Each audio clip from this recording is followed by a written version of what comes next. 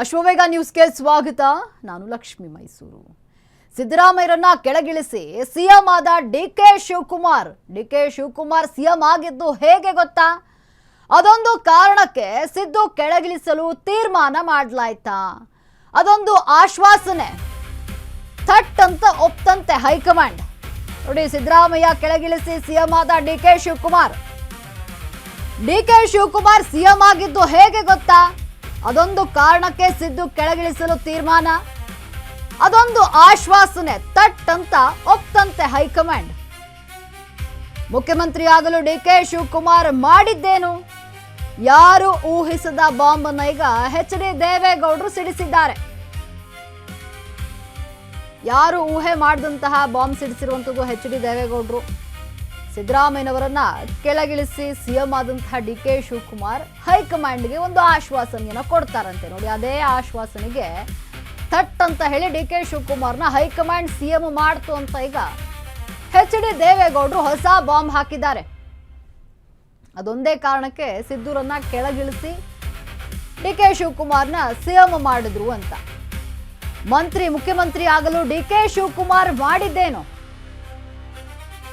ಅದೊಂದು ಆಶ್ವಾಸನೆ ಏನಿದೆ ಅದಕ್ಕೆ ಥಟ್ ಅಂತ ಹೈಕಮಾಂಡ್ ಒಪ್ಪಿಗೆ ನೀಡಿ ಇಲ್ಲಿ ಸಿದ್ದರಾಮಯ್ಯರನ್ನ ಕೆಳಗಿಳಿಸಿ ಡಿಕೆ ಶಿವಕುಮಾರನ್ನ ಸಿಎಂ ಮಾಡ್ತು ಅಂತ.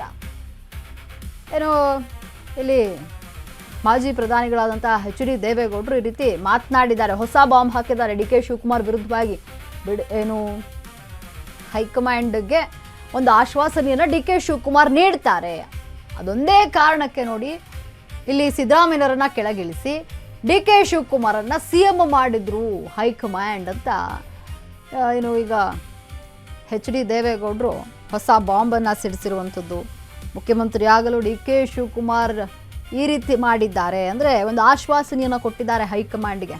ಅದೇ ಕಾರಣಕ್ಕೆ ಇಲ್ಲಿ ಅವರು ಸಿಎಂ ಆದರು, ಸಿದ್ದರಾಮಯ್ಯನವರು ಸಿಎಂ ಸ್ಥಾನದಿಂದ ಕೆಳಗಿಳಿದ್ರು ಅಂತ ಎಚ್.ಡಿ. ದೇವೇಗೌಡರು ಈಗ ಹೊಸ ಬಾಂಬ್ ಸಿಡಿಸಿದ್ದಾರೆ.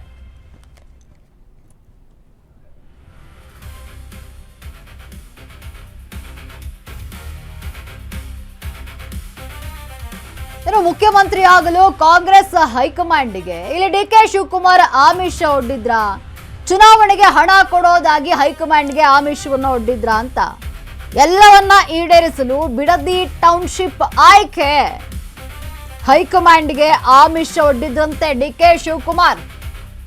ನೋಡಿ, ಈ ರೀತಿ ಹೊಸ ಬಾಂಬ್ ಹಾಕಿದ್ದಾರೆ ಡಿಕೆ ಶಿವಕುಮಾರ್ ವಿರುದ್ಧವಾಗಿ. ಎಚ್.ಡಿ. ದೇವೇಗೌಡರು ಇಲ್ಲಿ ಹೊಸ ಬಾಂಬ್ ಸಿಡಿಸಿರುವಂಥದ್ದು. ಸಿದ್ದರಾಮಯ್ಯ ಸಿಎಂ ಆಗಿದ್ದಾಗ ಸರ್ವೆ ನಡೀತಾ ಇರಲಿಲ್ಲ, ಯಾವ ಅಧಿಕಾರಿಯೂ ಸರ್ವೆ ಮಾಡಲು ಬಂದಿರಲಿಲ್ಲ. ಆದ್ರೆ ಈಗ ಡಿಕೆ ಶಿವಕುಮಾರ್ ಸಿಎಂ ಆಗಿದ್ದಾರೆ. ಡಿಕೆ ಶಿವಕುಮಾರ್ ಯೋಜನೆಯನ್ನ ಕೈಗೆತ್ಕೊಂಡಿದ್ದಾರೆ. ಯೋಜನೆಯನ್ನ ಕೈ ಬಿಡ್ದಿದ್ರೆ ಹೋರಾಟ ಫಿಕ್ಸ್ ಅಂತ ಈಗ ಗೌಡ್ರು ಹೇಳ್ತಾ ಇರುವಂಥದ್ದು. ಏನಾದ್ರೂ ಈ ಒಂದು ಬಿಡದಿ ಟೌನ್ಶಿಪ್ ವಿಚಾರವನ್ನ ಇಲ್ಲಿಗೆ ಕೈ ಬಿಡ್ಲಿಲ್ಲ ಅಂದ್ರೆ ಇದಕ್ಕೆ ನಾವು ಹೋರಾಟವನ್ನ ಮಾಡಬೇಕಾಗುತ್ತೆ ಅಂತ ಎಚ್.ಡಿ. ದೇವೇಗೌಡರು ತಿಳಿಸಿದ್ದಾರೆ. ಚುನಾವಣೆಗೆ ಹಣ ಕೊಡೋದಾಗಿ ಹೈಕಮಾಂಡ್ಗೆ ಇಲ್ಲಿ ಡಿಕೆ ಶಿವಕುಮಾರ್ ಆಮಿಷ ಒಡ್ಡಿದ್ದಾರೆ. ಎಲ್ಲವನ್ನ ಈಡೇರಿಸಲು ಬಿಡದಿ ಟೌನ್ಶಿಪ್ ಅನ್ನ ಆಯ್ಕೆ ಮಾಡ್ಕೊಂಡಿದ್ದಾರೆ. ಬಿಡದಿ ಟೌನ್ಶಿಪ್ ಮಾಡಿದ್ರೆ ಅವ್ರಿಗೆ ದುಡ್ಡು ಸಿಗುತ್ತಲ್ಲ, ಅದನ್ನ ಹೈಕಮಾಂಡ್ ಕೊಡ್ಬೋದಲ್ಲ. ಹಾಗಾಗಿ ಈ ಬಿಡದಿ ಟೌನ್ಶಿಪ್ಗೆ ಮುಂದಾಗಿದ್ದಾರೆ ಡಿಕೆ ಶಿವಕುಮಾರ್ ಅಂತ ಹೇಳಿ ಎಚ್.ಡಿ. ದೇವೇಗೌಡರು ಈಗ ಒಂದು ಹೊಸ ಬಾಂಬ್ ಸಿಡಿಸಿದ್ದಾರೆ ಡಿಕೆ ಶಿವಕುಮಾರ್ ವಿರುದ್ಧವಾಗಿ. ಬಿಡದಿ ಟೌನ್ಶಿಪ್ ವಿಚಾರಕ್ಕೆ ಸಂಬಂಧಪಟ್ಟಂತೆ ಈಗ ಡಿಕೆ ಶಿವಕುಮಾರ್ ಮೇಲೆ ಆರೋಪ ಮಾಡಿರುವಂಥದ್ದು. ಅಂದರೆ ಹೈಕಮಾಂಡ್ಗೆ ಆಮಿಷ ಒಡ್ಡಿ ಇಲ್ಲಿ ಡಿಕೆ ಶಿವಕುಮಾರ್ ಸಿಎಂ ಆಗಿದ್ದಾರೆ. ಅದೇ ಕಾರಣಕ್ಕೆ ನೋಡಿ, ಸಿದ್ದರಾಮಯ್ಯನವರನ್ನ ಕೆಳಗಿಳಿಸಿ ಡಿಕೆ ಶಿವಕುಮಾರನ್ನ ಈಗ ಸಿಎಂ ಮಾಡಿದ್ದಾರೆ ಹೈಕಮಾಂಡ್. ಅಂದರೆ ಹಣದ ಆಮಿಷವನ್ನ ಒಡ್ಡಿದ್ದಾರೆ, ಹೈಕಮಾಂಡ್ಗೆ ಹಣವನ್ನ ಕೊಡ್ತಾರೆ. ಅಂದರೆ ಅದಕ್ಕೆಲ್ಲಕ್ಕೂ ಮೂಲ ಯಾವುದು, ಹಣಕ್ಕೆ ಮೂಲ ಅಂತಂದರೆ ಬಿಡದಿ ಟೌನ್ಶಿಪ್ ಮಾಡಿದ್ರೆ ದುಡ್ಡು ಬರುತ್ತಲ್ಲ, ಕೋಟಿ ಬರುತ್ತಲ್ಲ, ಅದನ್ನು ಕಾಂಗ್ರೆಸ್ ಹೈಕಮಾಂಡ್ಗೆ ನೀಡ್ತೀವಿ ಅಂತ ಡಿಕೆ ಶಿವಕುಮಾರ್ ಇಲ್ಲಿ ಆಮಿಷವನ್ನು ಒಡ್ಡಿದ್ದಾರೆ. ಅದೇ ಕಾರಣಕ್ಕೆ ಡಿಕೆ ಶಿವಕುಮಾರನ್ನ ಸಿಎಂ ಮಾಡಿದ್ದಾರೆ, ಸಿದ್ದರಾಮಯ್ಯನವರನ್ನ ಕೆಳಗಿಳಿಸಿದ್ದಾರೆ. ಸಿದ್ದರಾಮಯ್ಯನವರು ಸಿಎಂ ಆಗಿದ್ದಾಗ ಯಾವುದೇ ಸರ್ವೆ ಕಾರ್ಯ ನಡೀಲಿಲ್ಲ. ಆದರೆ ಈಗ ಡಿಕೆ ಶಿವಕುಮಾರ್ ಅಧಿಕಾರದಲ್ಲಿದ್ದಾರೆ, ಸಿಎಂ ಆಗ್ತಾ ಇದ್ದಂತೆ ಈಗ ನೋಡಿ ಸರ್ವೆ ಕಾರ್ಯ ಶುರು ಮಾಡಿದ್ದಾರೆ. ಅಂದರೆ ಇಲ್ಲಿ ಅರ್ಥ ಮಾಡ್ಕೊಳ್ಳಿ, ಈ ರೀತಿ ಆಮಿಷವನ್ನು ಒಡ್ಡಿದ್ದಾರೆ ಅಂತ ಹೇಳಿ ಎಚ್.ಡಿ. ದೇವೇಗೌಡರು ಈಗ ಡಿಕೆ ಶಿವಕುಮಾರ್ ವಿರುದ್ಧವಾಗಿ ಹೊಸ ಬಾಂಬ್ ಸಿಡಿಸಿದ್ದಾರೆ.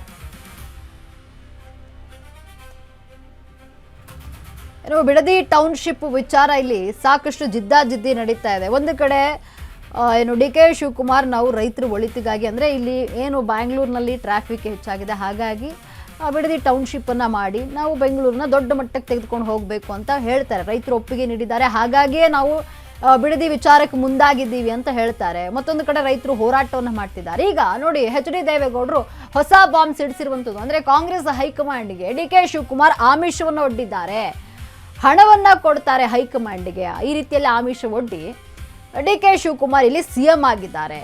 ಈ ಹಣ ಬರಲಿಕ್ಕೆ ಮೂಲ ಯಾವುದು ಅಂತಂದ್ರೆ ಇಲ್ಲಿ ಬಿಡದಿ ಟೌನ್ಶಿಪ್ ಮಾಡಿದ್ರೆ ಕೋಟಿ ಕೋಟಿ ಹಣ ಬರುತ್ತೆ, ಅದನ್ನು ಹೈಕಮಾಂಡ್ ಕೊಡ್ತೀನಿ ಅಂತ ಹೇಳಿ ಅವರು ಆಮಿಷ ಒಡ್ಡಿದ್ದಾರೆ ಹೈಕಮಾಂಡ್ಗೆ, ಕಾಂಗ್ರೆಸ್ ಹೈಕಮಾಂಡ್ಗೆ. ಅದೇ ಕಾರಣಕ್ಕೆ ನೋಡಿ, ಅದೊಂದೇ ಒಂದು ಆಶ್ವಾಸನೆಗೆ ಹೈಕಮಾಂಡ್ ಏನಿದೆ ಸಿದ್ದರಾಮಯ್ಯನವರನ್ನ ಕೆಳಗಿಳಿಸಿ ಡಿ ಕೆ ಶಿವಕುಮಾರನ್ನ ಸಿಎಂ ಮಾಡ್ತು.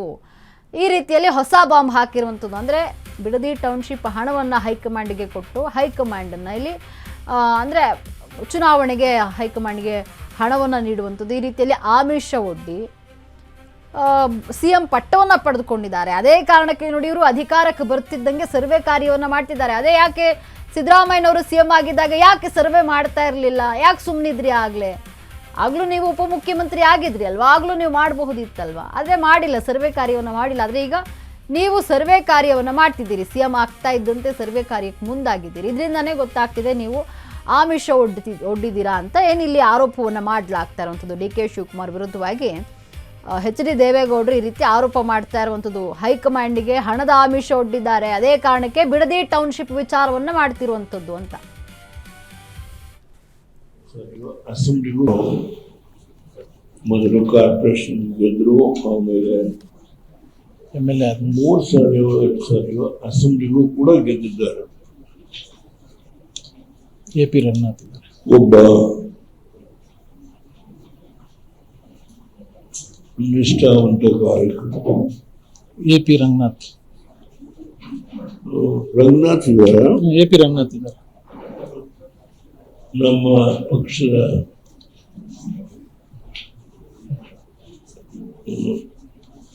ಕಾನೂನು ವಿಭಾಗದ ಅಧ್ಯಕ್ಷ AP ರಂಗನಾಥ್ ಇದ್ದಾರೆ. ಮಂಜಣ್ಣ ಇದ್ದಾರೆ. ಆಮೇಲೆ ಹಲವಾರು ವಿಷಯದಲ್ಲಿ ಮಾಹಿತಿ ಸಂಗ್ರಹಣ ಮಾಡಿ ಮೊದಲು ಕಾರ್ಪೊರೇಷನ್ ಗೆದ್ರು, ಆಮೇಲೆ MLA 3 ಸಾರಿ ಅಸೆಂಬ್ಲಿಗೂ ಕೂಡ ಗೆದ್ದಿದ್ದಾರೆ. AP ರಂಗನಾಥ್ ಇದ್ದಾರೆ. ಒಬ್ಬ ನಿಷ್ಠಾವಂತ ಕಾರ್ಯಕರ್ತ AP ರಂಗನಾಥ್